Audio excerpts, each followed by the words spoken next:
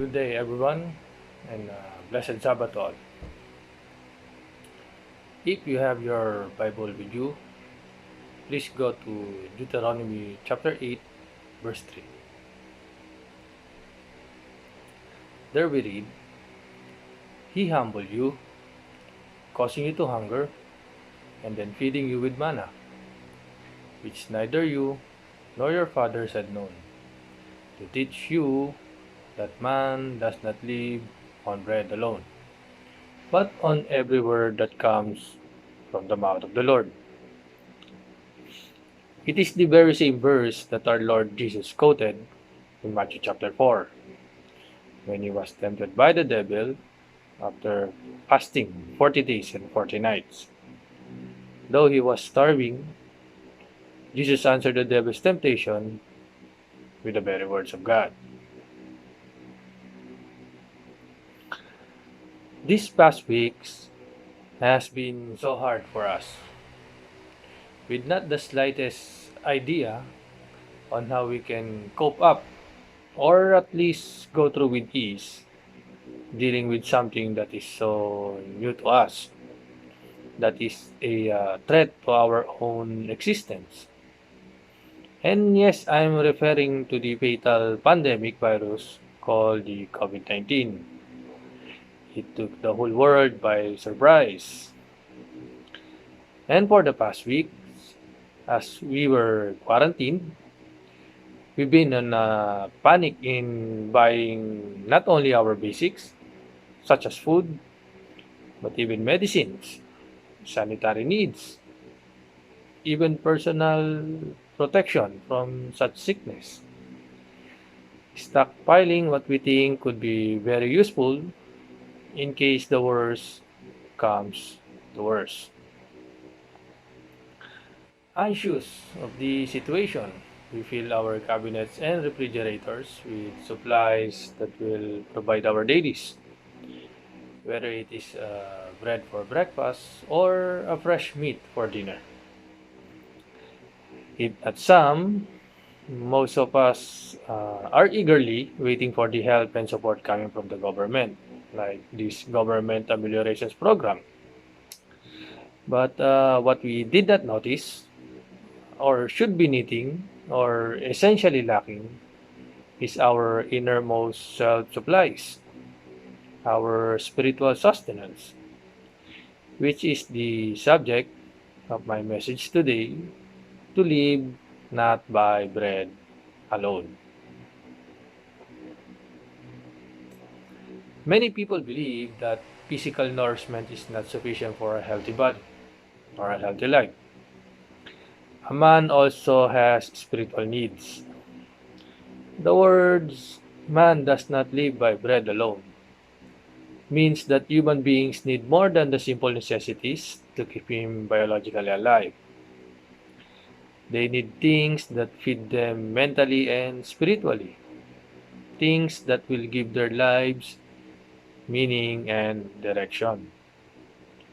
Thus, the previous praise is followed by another, but in every word that comes from the mouth of the Lord. A man becomes malnourished if he stops feeding his physical body. He becomes susceptible to sickness. Likewise, our inner self becomes malnourished if we don't feed it with the spiritual food it needs, and becomes susceptible to evil worldly desires. Now let's read First Peter chapter 1 verses 24 to 25. First Peter chapter 1 verses 24 to 25. For all men are like grass, and all their glory is like the flowers of the field. The grass withers and the flowers fall, but the word of the Lord stands forever. And this is the word that was preached to you. It is the words of God as it is written, by which the Christian preachers preach. And we know where to find them. Where are they written? It is written in the Bible. It contains events of the old, words of wisdom, God's law, precepts, God's law and commandments, and the teachings of our Lord Jesus Christ. Yes, we need the law that God gave us, His commandments, in order for us to live harmoniously with each other. It is even magnified by Christ in His Sermon on the Mount, that is in Matthew chapter 5. In fact, we need them for our guidance to conduct our daily lives. It is our moral basis to live. Otherwise, we will live a chaotic life without order, without harmony, without love. Now consider the Ten Commandments. Take away the six, and what would you think be the outcome? There will be lots of killing, of course. Everyone in his own heart's desire. Take away the rest, and imagine what could have been. Now, this commandment is written for us to understand violations against a person and to God as well. For us to understand what sin is, because sin is the transgression of the law. Sin is lawlessness. In fact, it is punishable by death. And we know that these commandments came out from the mouth of the Lord. It is even written by His own fingers. This in the same way that if we violate the laws of the present government of this world, some will lead to death sentences and certain penalties. Likewise, if we violate the present quarantine guidelines, such is apprehensible. You can be arrested for not following rules. See, now let's read Psalms chapter 1, verses 1 to 2. Psalms chapter 1, verses 1 to 2. Blessed is the man who does not walk in the counsel of the wicked, or stand in the way of sinners, or sit in the seat of mockers. But his delight is in the law of the Lord, and his law he meditates day and night. And so we do not only read or hear them, but do them. And that is how we would benefit from them. We should always be reminded of them to live them by heart. That is, from time to time, we may need them or use them. Let's read James chapter 1, verses 22 to 25. That is James chapter 1, verses 22 to 25. There it says, "Do not merely listen to the word, and so deceive yourselves. Do what it says. Anyone who listens to the word, but not do what it says, is like a man who looks at his face in the mirror, and after looking at himself, goes away and immediately forget what he looks like. But the man who looks intently into the perfect law that gives freedom, and continues to do this, not forgetting what he has heard, but doing it, he will be blessed in what he does." So put into practice what has been preached, practice what has been heard, or what you have read. Well, according to James, you will be blessed. Well, according to our Lord Jesus Christ, true blessedness is this. If we would look at Luke chapter 11, verses 27 to 28. Okay, this is at the time when Jesus Christ is driving out demons and talking to people about how worse the condition of the man possessed by evil spirits. In Luke chapter 11, verse 27, as Jesus was saying these things, a woman in the crowd called out, "Blessed is the mother who gave you birth and nursed you." Verse 28, He replied, "Blessed rather are those who hear the word and obey it." Those who hear the word of God and obey it. Now, based on what we have read, We should be needing the words of God as if our lives depends on it. Need it like we need food to fill our physical needs. Not only that we will have life if we follow them, but we will have a blessed one. Therefore, crave the every words of God like the Apostle Peter said in First Peter chapter 2, verse 2. Crave it like newborn babies crave for pure spiritual milk, so that by it you may grow up in your salvation. Before the celebrated feast of Passover and days of unleavened bread comes, we are always reminded to examine ourselves. Examine ourselves before we face the Lord. The current quarantine period, however, has given us enough time to do that. That is to examine ourselves on whether we conform to what God has required of us to become.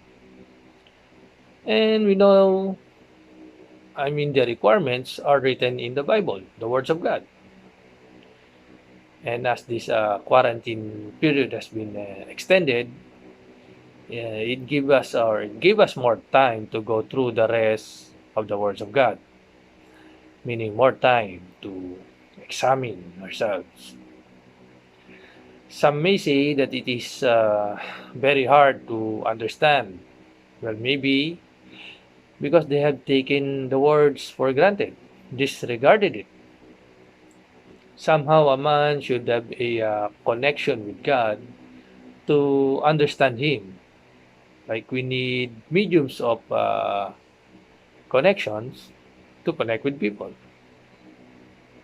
Now let's read 1 Corinthians chapter 2, verse 14. The man without the Spirit does not accept the things that come from the Spirit of God, for they are foolishness to him, and he cannot understand them, because they are spiritually discerned. And this Spirit comes from God Himself. It is our medium to understand His Word, so as to communicate with Him, to connect with Him. And how can we have this Spirit from God? It is also written in the Bible. It is also there. The Bible, just as we believe, contains the very words of God. Well, according to 2 Timothy chapter 3, verse 16, it is God-breathed and is useful for teaching, rebuking, correcting, and training in righteousness. Surely, that this is what we need to sustain our spiritual needs. We should then be reading it on quite a daily basis.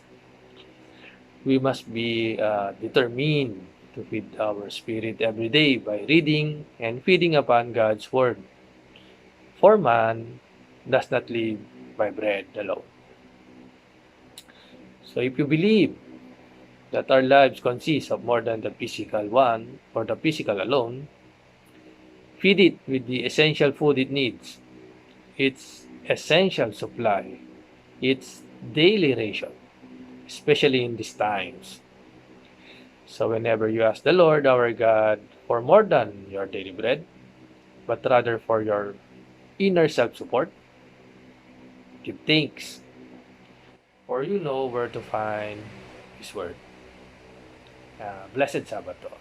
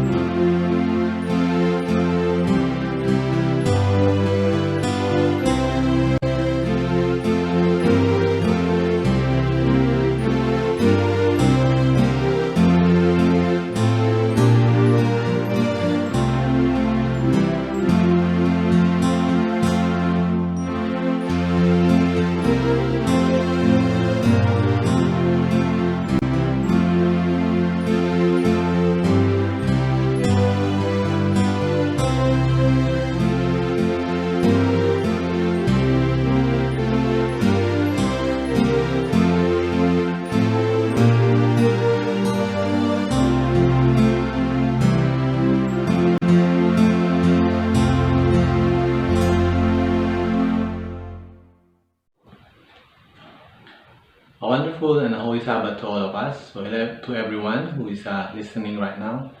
So today I would like to talk about the book of Ecclesiastes. Personally, I like the book very much. When I first read it, it left a lasting impression on me. It came across as something philosophical and poetic. Well, maybe because some parts of it are poetic, that I like it very much. Or because it hit me home during the time I was reading it. Regardless, this book is definitely about life. Okay? I believe it is very thought-provoking, causing us to stop, okay, ponder a little bit, okay, and meditate on life itself. And I think this is where the beauty and relevance of the book comes into play in a Christian's life. The book's tone is quite serious, or should I say, definitely serious. Okay. The opening verses alone set that heavy tone. So let's go to Ecclesiastes chapter 1 verses 1 to 2. And I'll be reading from the New International Version all throughout. The words of the teacher, son of David, king in Jerusalem. Meaningless, meaningless, says the teacher. Utterly meaningless. Everything is meaningless. But how does that sound for an opening statement? If one is the kind of reader who only looks for, positive vibes, this book might not be to his liking. The opening verses alone dissuade him or would offer a challenge for one from continuing to do so. Okay. So the question is, why are we going to read the book at all? How many of us here have read this book in its entirety? Okay.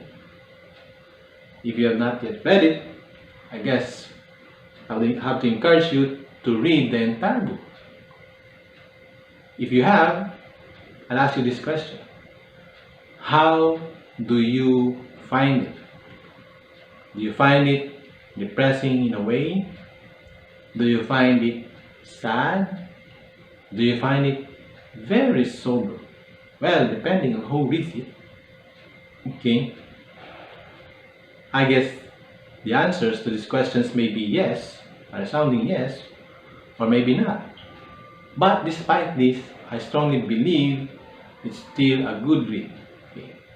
The book describes a lot about human experience that we can all relate to, regardless of our social status, educational attainment, or background, gender, age, race, and so on. It is about the human experience. Now, having said that, we do find that the book gives a lot of lessons that we can all take to heart. So if you're looking for a title for this message, it is Lessons from Ecclesiastes. Okay. So that's what we are going to look at today. Okay. We will not be going through the entire book because that would take a lot of time. I don't have that much time for this particular message. Just a heads up though, we'll be going back and forth through the book and we will not be reading them in sequence. Okay? That's what we are going to do. The book was written by King Solomon. And I guess all know his story. A young king, wealthy, wise, and so on. In the book of Ecclesiastes, he shares his experiences in a grand experiment he undertook. He was young, so implying he had lots of time to do whatever he wanted to do. Wise, so he knew how to approach things well, supposedly. And blessed with great resources at his beck and call. So whatever he thought of, he had the resources to back it up. Okay? I mean, it would seem, given the situation, he can do anything he wishes to do. Okay? And so we read in Ecclesiastes chapter 1, verse 12 to 13. So, let's go to Ecclesiastes chapter 1, verse 12 to 13. I, the teacher, was king over Israel in Jerusalem. I devoted myself to study and to explore by wisdom all that is done under heaven. So he sought to explore for himself many things. Okay? He exerted much effort and used resources at his disposal on this grand experiment of his. And we find some of those things in Ecclesiastes chapter 2, verse 1 to 11. So read along with me for this part. Verse 1, I thought in my heart, come now, I will test you with pleasure to find out what is good. But that also proved to be meaningless. Okay? So, from time to time, he would interject, okay, his conclusion that something is, even if he has done something, it proved to be meaningless. Verse 2, laughter. I said is foolish. So can you imagine someone calling laughter, of all things, foolish? Okay? And what does pleasure accomplish? I tried cheering myself with wine and embracing folly, my mind still guiding me with wisdom. So whatever he undertook, somehow still retained his wisdom. Okay? I wanted to see what was worthwhile for men to do under heaven during the few days of their lives. I undertook great projects. I built houses for myself and planted vineyards. I made gardens and parks and planted all kinds of fruit trees in them. Okay? I made reservoirs to water groves of flourishing trees. In other words, he owned vast real estate. Okay? Not just any ordinary real estate, but prime real estate. Beautiful. Okay? If you had the chance to, look at them, I'm sure it was all magnificent. Verse 7. I bought male and female slaves, and other slaves were born in my house. In other words, he had lots of servants. Okay? I also owned more herds and flocks than anyone in Jerusalem before me. And as if that is not enough, verse 8 we read, I amassed silver and gold for myself, and the treasure of kings and provinces. So, can you imagine how wealthy this king was? Okay? I acquired men and women singers for his supposedly entertainment, I guess, and a harem as well, the delights of the heart of man. I became greater by far than anyone in Jerusalem before me. In all this, my wisdom stayed with me. I denied myself nothing my eyes desired. Okay? I refused my heart no pleasure. In other words, what he wanted, he got. He found ways to get it. Okay? My heart took delight in all my work, and this was the reward for all my labor. Yeah, let's go to verse 11. Yet when I surveyed all that my hands have done, and what I have toiled to achieve, take note of this. He states it again. Everything was meaningless. Okay? So he always comes back to the opening statement.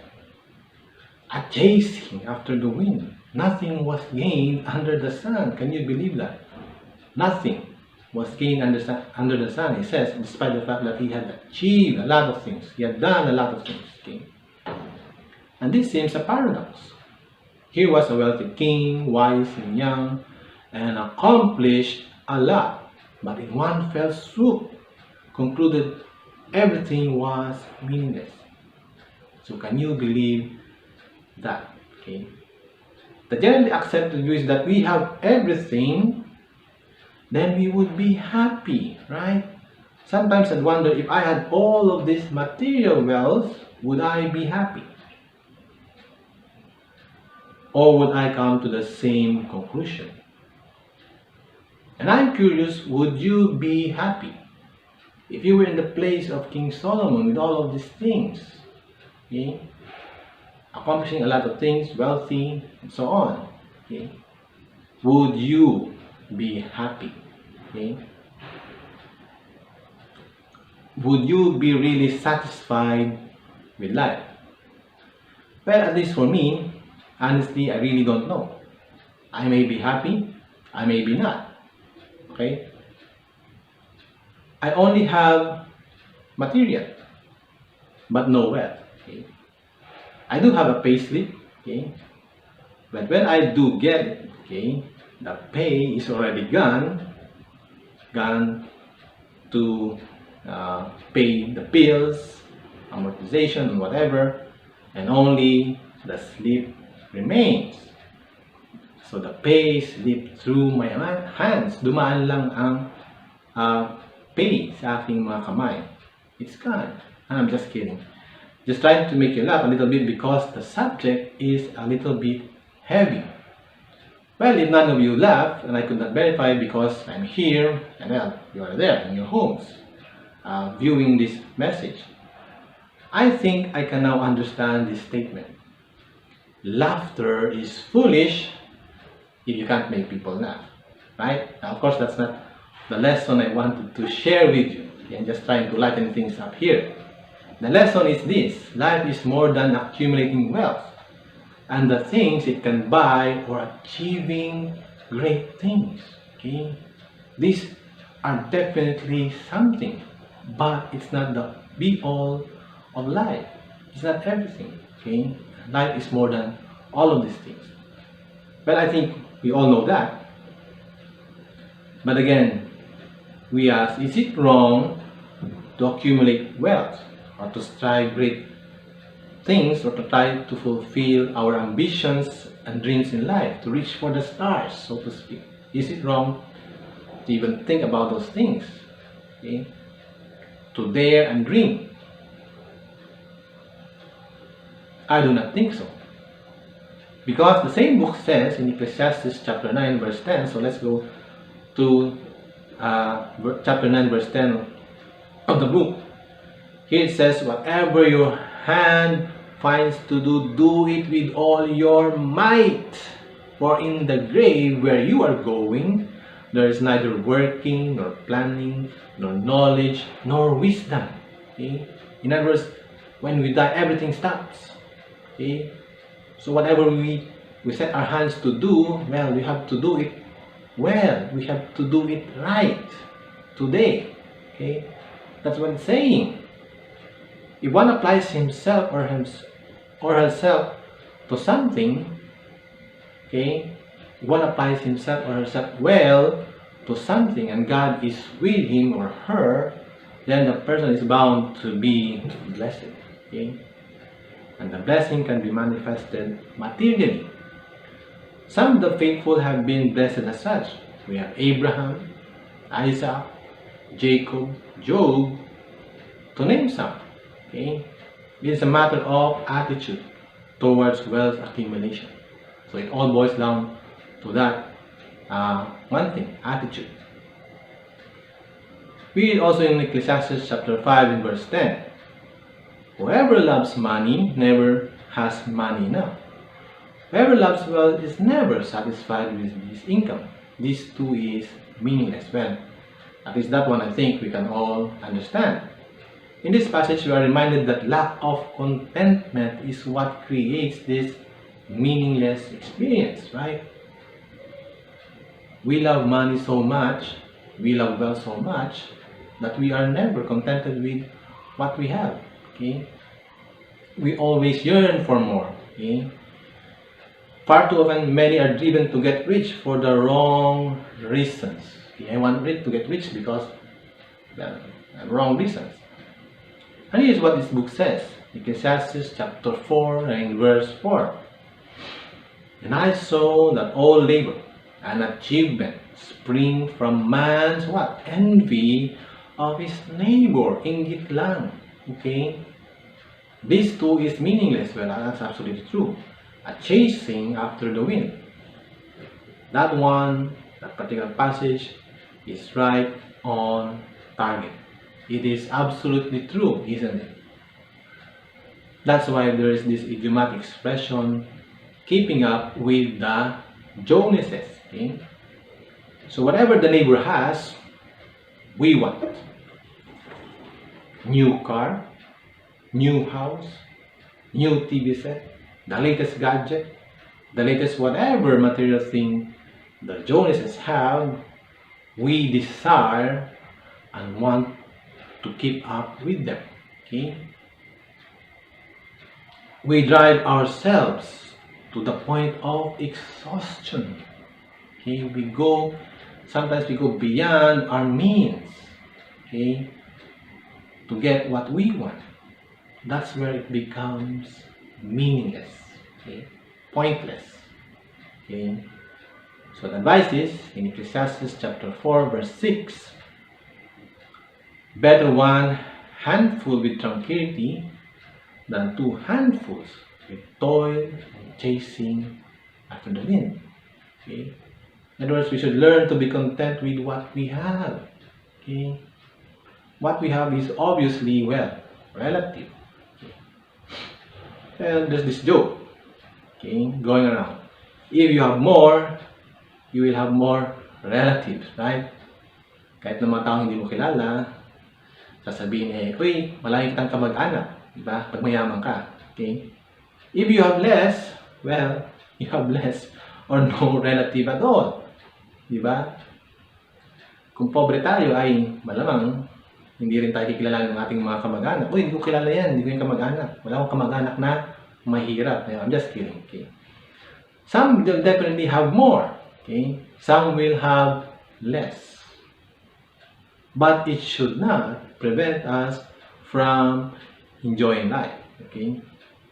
It should not be a hindrance, okay? Whether we have more, whether we have less. Enjoyment of life does not depend on what we have, okay? Here's what Ecclesiastes chapter 5 verses 18 to 19 says. Then I realized that it is good and proper for a man to eat and drink, and to find satisfaction in his toilsome labor under the sun during the few days of life God has given him, for this is his love. Take note of this, okay? After saying that it is just but right for a man, okay, to eat and drink, to find satisfaction in his labor, verse 19 says, moreover, when God gives any man wealth and possessions and enables him to enjoy them, all those possessions, all those material wealth, to accept his lot and be happy in his work, guess what? This is a gift of God. Okay, so you find yourselves blessed with material wealth and you are able to enjoy them, you have good health, okay, you can enjoy a few luxuries here and there, okay, and you're happy with it. This is a gift of God, and you should be thankful for whatever we have, okay, that God has given us. Are you now starting to love this book? Okay. On the surface, it seems the book is very somber, serious, and sad. Okay. At the outset, it seems that the book is like that. Okay. But really, it is not. Okay. I would like to describe it as a book providing us the right perspective in life, so we would live life to its fullest. It describes human experiences that are supposed to provide happiness and satisfaction, but does not. Okay? And using these experiences as a background, this book draws the lessons on striking a balance in everything we do. Okay? Balance is key. Okay? And I think if we read the book properly, we will also find the answer itself to addressing this meaninglessness of the many things we do in life. Okay? I believe the book provides the key to understanding all of this seeming meaninglessness of life that we encounter, or in life that we encounter. And we will come to that later. Having said that, another lesson we can learn from the book is that life happens. Okay? And we have to learn how to adapt with the changes that we experience in this lifetime. Okay. Now let's all read what I find to be a very poetic part. Okay. And I'm going to read it a little bit slower to give time for the words to linger a little bit more in our minds. Okay. Let it sink in a little bit, okay, in our minds. So let's go, let's turn. our Bibles to Ecclesiastes chapter 3, verse 1 to 8. Okay, so let's go there. Ecclesiastes chapter 3, verse 1 to 8. There is a time for everything, and a season for every activity under heaven. A time to be born, and a time to die. A time to plant, and a time to uproot. A time to kill, and a time to heal. A time to tear down, and a time to build. A time to weep, and a time to laugh. A time to mourn, and a time to dance. A time to scatter stones, and a time to gather them. Okay. A time to embrace, and a time to refrain. Well, lalo na ngayon, may coronavirus. Okay? It's the coronavirus fault this time that we cannot embrace one another. No, I'm just kidding. Continue verse 6. A time to search, and a time to give up. A time to keep, and a time to throw away. A time to tear, and a time to mend. A time to be silent, and a time to speak. A time to love, and a time to hate. A time for war, and a time for peace. Beautiful, isn't it? It's very poetic, and I really, really love those passages. Now, what do you notice on these particular verses? Each activity or event has a corresponding what? Opposite. A contrast, if you will. Okay? An idea expressed here contrasted with another idea expressed here. Okay? I think in this contrast we learn to appreciate life as we live it today. The contrast gives us a fuller picture really of what life really is. It gives us the whole viewpoint, okay, of life. It is not biased to this side only, to this side only. Okay. I guess you wouldn't know the full extent of happiness if we have not experienced sadness in the first place. Okay. Confounding that may be. Okay. If we only have happiness all throughout our lives, think about it. If we only experience happiness all throughout, then we might take that happiness for granted. We might just take it for granted. Because there is no experience that would allow us to fully appreciate happiness. Okay? The sad experience would provide that avenue to appreciating happiness. Okay? As read earlier, we know how we feel to gather stones. Okay? After we have scattered them. Okay? Have you tried playing jackstone when you were little kids? You know, you throw those pieces of stone and you throw out the ball and then you try to gather the stones back. Okay? Or just the plain experience of throwing stones and then gathering them back. Okay? Have you experienced that? Okay? Have you experienced planting trees? There is satisfaction in it, right? Okay. Especially if what we plant grows to be a fine, tall tree. Have you experienced, maybe in your younger days or even now, planting a sapling? And then after a few years, you see that sapling grow little by little to a fine, beautiful tree, tall one. Okay. There is absolutely satisfaction in that, right? Have you also experienced uprooting one? Okay. Well, depending on the situation, we may feel some kind of loss, panghihinayang. Okay. Especially if it has grown a bit. Sayang naman, lumalaki na yung pinunla nating puno, tapos bubunutin din lang natin, di ba? The contrast, serve to highlight that life is not at all a bed of roses. Definitely not. Okay? Even the most privileged among us would experience that. Would experience, okay, a life's lows. Okay? Nobody is immune from it. Okay? There will be times we will be happy. There will be definite times we won't. Okay? Hence, there is a stated in Ecclesiastes chapter 3 in verse 4. Let's go to that part. A time to weep and a time to laugh. A time to mourn and a time to dance. Okay?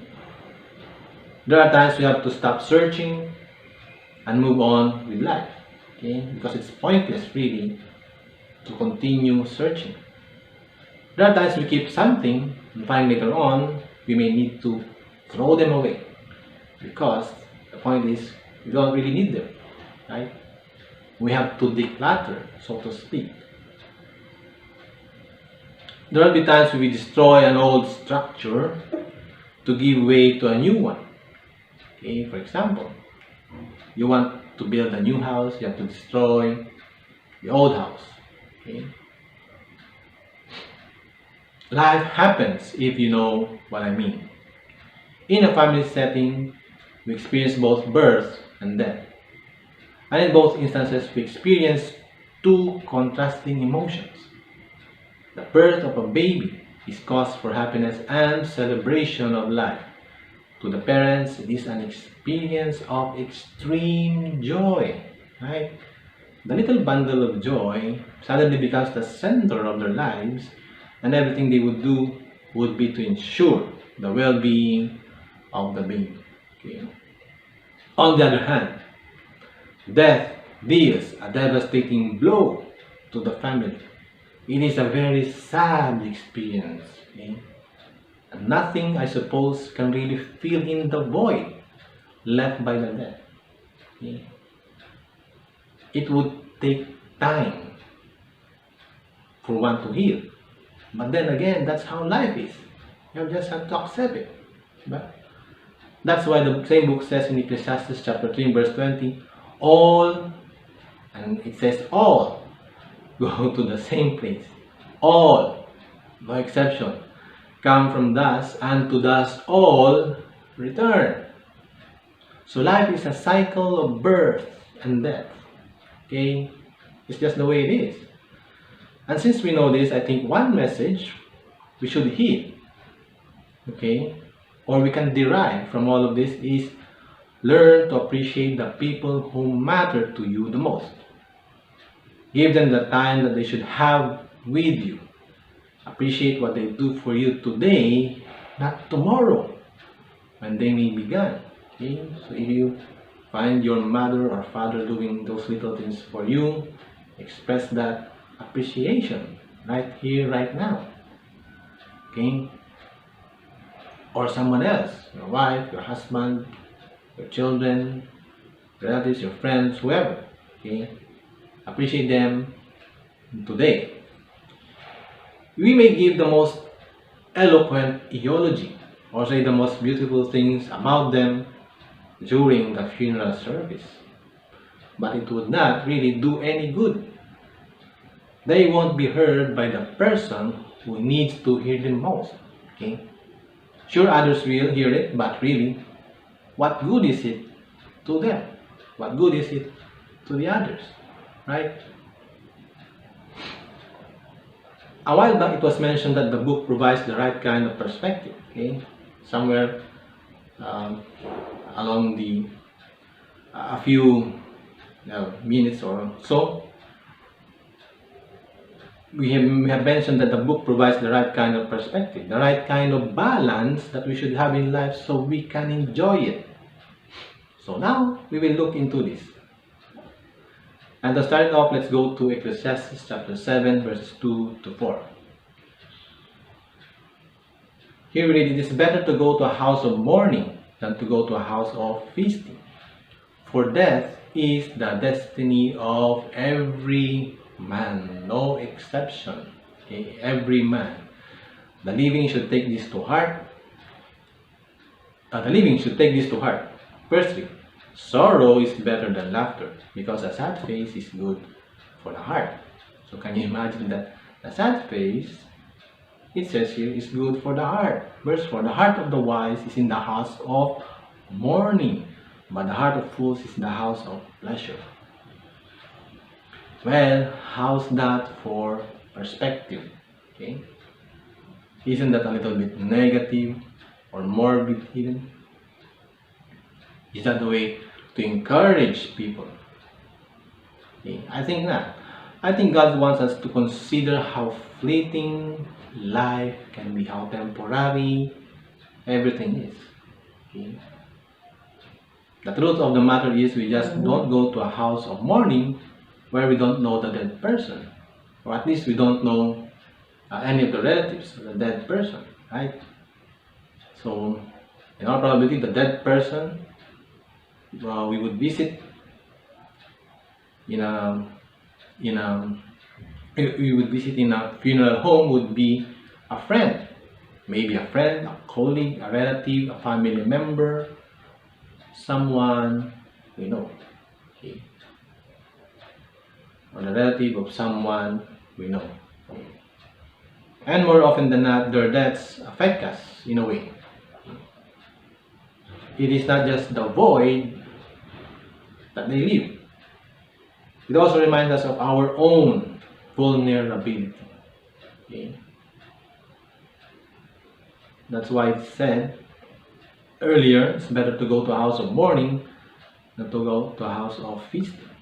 It reminds us, it serves us to remind us that we are just but mere mortals. Okay? So one moment we were just talking to that somebody we know, beyond acquaintance, or was just with us. Okay? The next moment, the person is gone. Okay? Their deaths may come in an unexpected manner. Okay? Sometimes they are victims of accidents or seemingly random events. Okay? Sometimes they just don't wake up to another day. And I have a friend, sadly, who died just like that. Okay? Did not wake up to another day. Sometimes we know it's just a matter of time, especially for those who have terminal illness. So we are focused to ponder, to think about, to focus on what really matters in life, where we can make a difference in our Christian lives and in the lives of others. Okay? We are forced to what? Reassess our priorities in life. What's important for us. Okay? Why? Because we don't know when our time comes. Okay? Life is fleeting. We don't know, okay, when we will die. Now, does this mean we don't get to enjoy life? No. This book says, go ahead, enjoy life. But, okay, and this is where we go to Ecclesiastes chapter 11, verses 8 to 10. However many years a man may live, let him enjoy them all. Okay, so that's the advice of this book. Let him enjoy them all. But, here's it. Here it is. Let him remember the days of darkness, for they will be many. Everything to come is meaningless. Here's that phrase again. Verse 9. Be happy, young man, while you are young, and let your heart give you joy in the days of your youth. Follow the ways of your heart, and whatever your eyes see. But know that for all these things, God will bring you to judgment. Okay, so for all the things that we will do, there will be a time for judgment. Verse 10. So then, banish anxiety from your heart and cast off the troubles of your body. In other words, enjoy life. For youth and vigor are meaningless. Okay? We can enjoy life, and the best way to do it is always have God in that life. Okay? That's the best way to enjoy life. And make sure that we live it according to His will, for we will be judged on how we live this life. Okay? That's what verse 9 is actually saying. Now, at the closing of the chapter of the book, we find another poetic portion that reminds us of our mortality and basically helps set a proper perspective to live. Ecclesiastes chapter 12 verses 1 to 7. So read along with me for this part. Verse 1. Remember your Creator in the days of your youth, before the days of trouble come and the years approach when you will say, I find no pleasure in them. Okay? When we can no longer enjoy life because we are too old, right? When our physical vigor is gone, and so on. Verse 2, before the sun and the light and the moon and the stars grow dim. Okay? Because we can't, our eyesight becomes dimmer as we grow old, and the clouds return after the rain. When the keepers of the house tremble, and the strong men stoop, when the grinders cease because they are few, and those looking through the windows grow dim. When the doors to the streets are closed, and the sound of grinding fades. When men rise up at the sound of birds, but all their songs grow faint. Okay? Men are awakened at the slightest rustle, okay? But can't really hear them, the songs, those birds. When men are afraid of heights and dangers in the streets, when the almond tree blossoms, and the grasshopper drags himself along, and desire no longer is stirred, then man goes to his eternal home, and mourners go about the streets.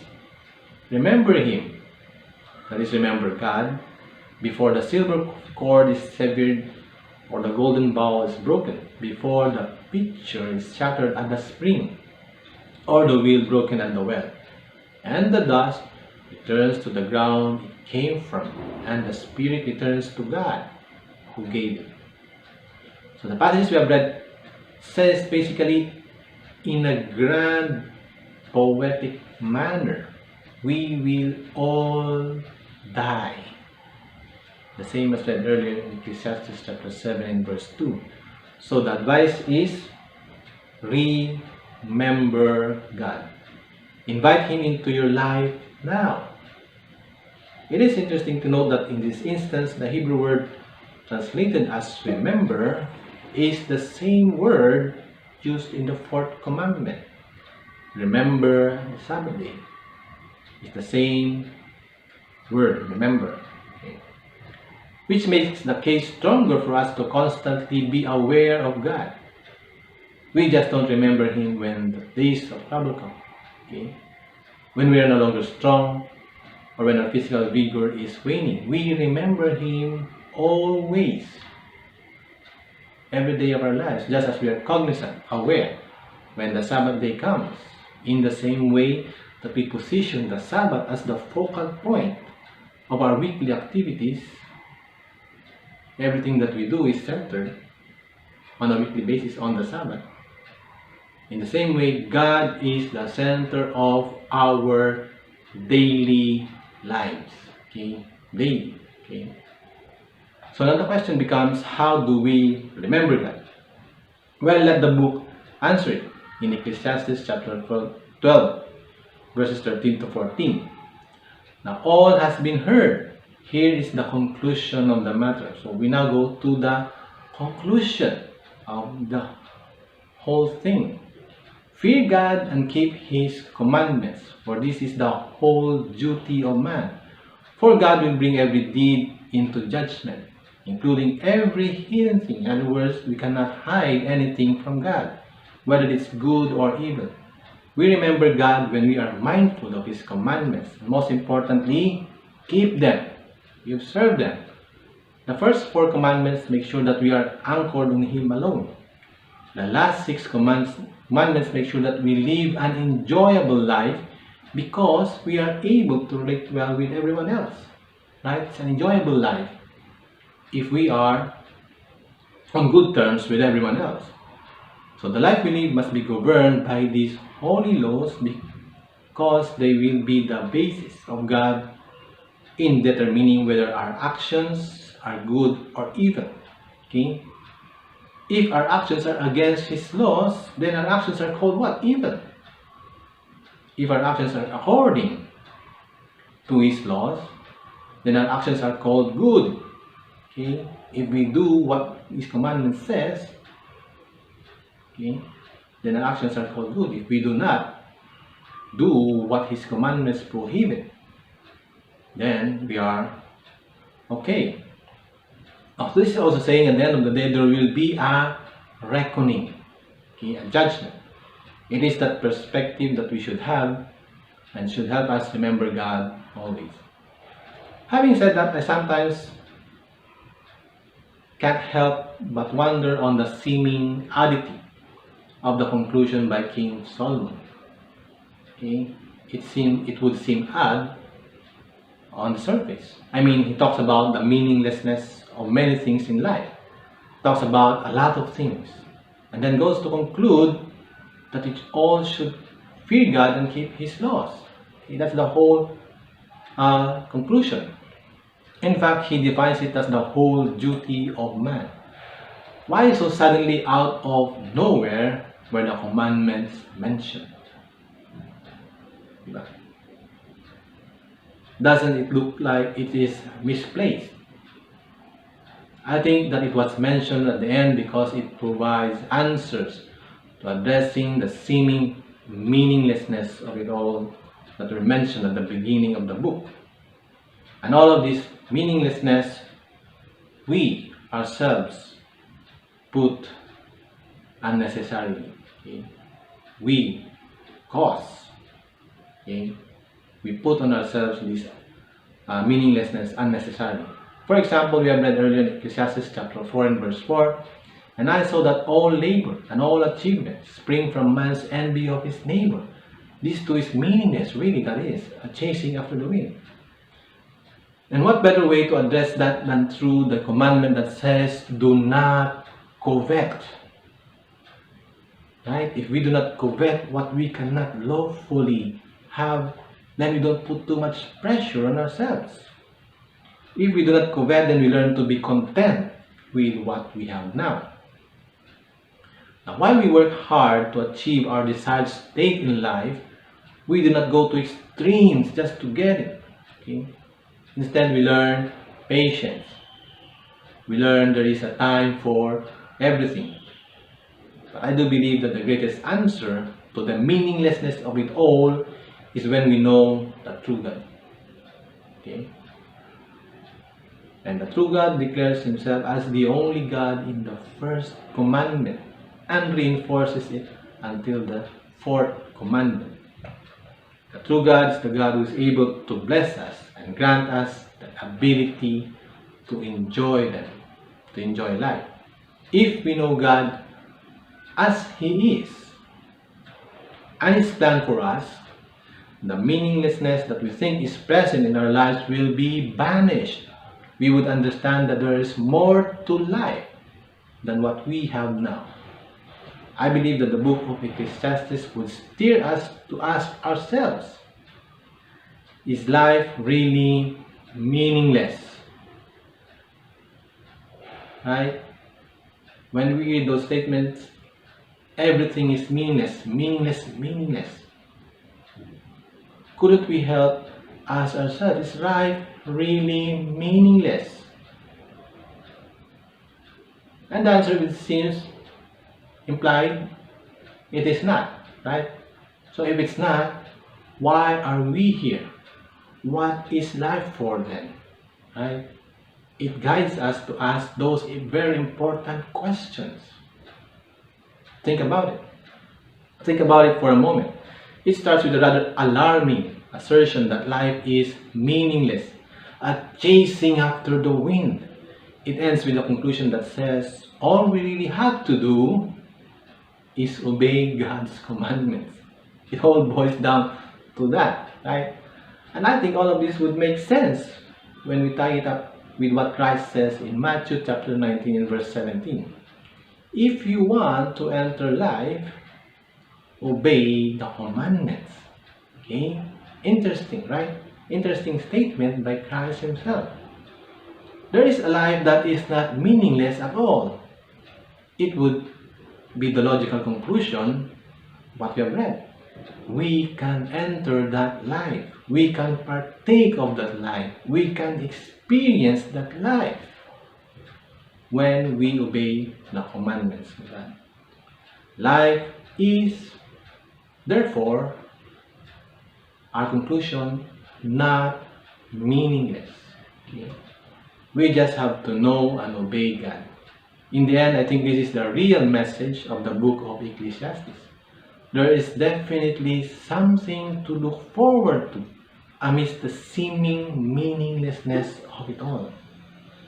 And that is why after reading the book, we are left with a feeling, that feeling, that a seed of hope is sown in our hearts. Okay, that's the beauty of the book of Ecclesiastes. So with that, again, a wonderful Holy Sabbath to all of us. Stay safe, everyone, and God bless each one and every one of us.